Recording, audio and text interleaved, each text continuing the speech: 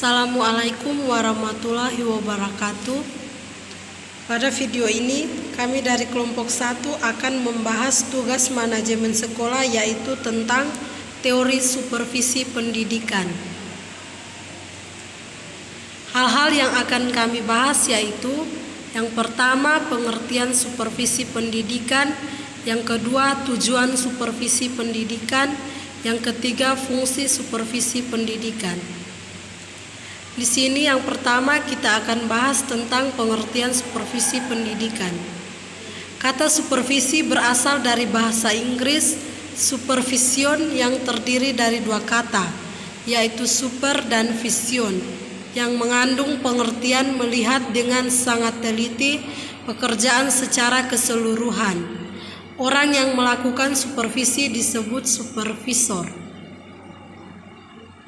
Menurut para ahli diantaranya, yang pertama Ben M. Harris dalam bukunya Supervisor Behavior in Education 1975 menyatakan bahwa supervisi apa yang personalia sekolah lakukan dengan orang dewasa dan alat-alat dalam rangka mempertahankan atau mengubah pengelolaan sekolah untuk mempengaruhi pencapaian tujuan instruksional sekolah. Yang kedua, menurut Dr. Andus Ngalim Purwanto, DKK, dalam bukunya Administrasi Pendidikan 1979 menyatakan supervisi adalah aktivitas pembinaan yang direncanakan untuk membantu para guru dan pegawai sekolah lainnya dalam melakukan pekerjaan mereka secara efektif. Yang ketiga, menurut Dr. Andus Amitembun dalam bukunya Supervisi Pendidikan 1975 menyatakan supervisi pendidikan adalah pembinaan ke arah perbaikan situasi pendidikan pada umumnya dan perbaikan mutu belajar mengajar di sekolah pada khususnya. Yang kedua yaitu tujuan supervisi pendidikan. Secara garis besar, tujuan supervisi dapat dibedakan atas tujuan umum dan tujuan khusus. Tujuan umum menurut Rival 1982 adalah membantu guru meningkatkan kemampuannya agar menjadi guru yang lebih baik. Selanjutnya menurut Bafadal 1990 kreatif untuk meningkatkan kemampuan masing-masing. Yang keempat, menemukan kemampuan dan kelebihan tiap guru dan memanfaatkan dan mengembangkan kemampuan tersebut.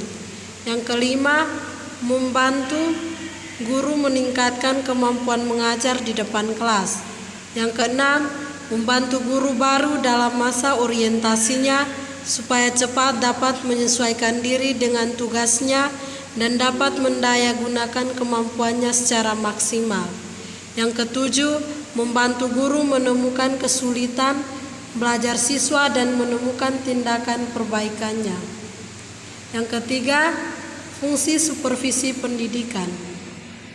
Setelah mengetahui dan memahami tujuan dan sasaran supervisi, maka hal penting lainnya yang perlu dikuasai pula oleh para supervisor adalah fungsi-fungsi supervisi.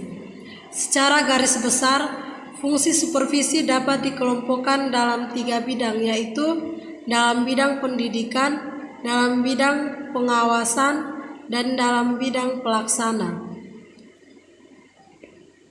Fungsi kepemimpinan melekat pada seorang supervisor karena dia adalah pemimpin.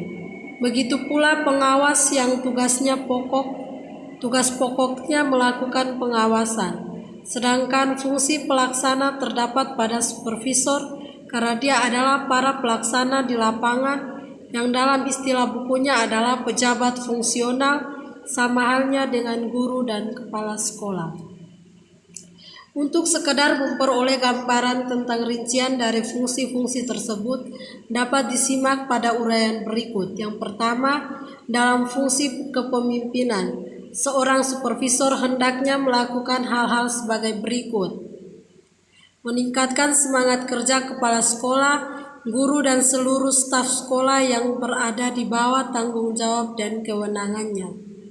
Yang ketiga, mendorong aktivitas dan kreativitas serta dedikasi seluruh personil sekolah. Yang keempat, mendorong terciptanya suasana kondusif di dalam dan di luar lingkungan sekolah. Yang kelima, menampung, melayani, dan mengakomodir segala macam keluhan aparat kependidikan di sekolah tersebut dan berusaha membantu pemecahannya. Dalam melaksanakan fungsi pengawasan, seorang supervisor hendaknya memperhatikan hal-hal berikut. Yang pertama, mengamati dengan Somebody to someone, oh, I wanna be somebody to someone, oh, I never had nobody and no road home. I wanna be somebody to someone.